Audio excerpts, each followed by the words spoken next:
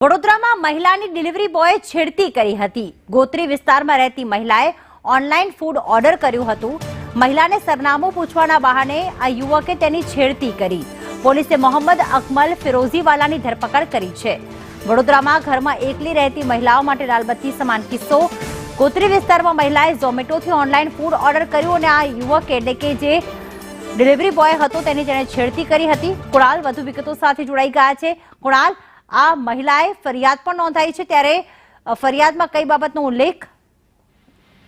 પ્રીતિ, લાલબત્તી સમાન કિસ્સો એટલા માટે છે એકલા રહેતી મહિલાઓ માટે, કારણ કે ઘરના કોઈ સભ્ય ન હોય ને બહારથી કોઈ ચીજ વસ્તુ લાવી હોય, ખાસ કરીને જમવાનું લાવવાનું હોય ત્યારે ઓનલાઈન ઓર્ડર થતો હોય છે।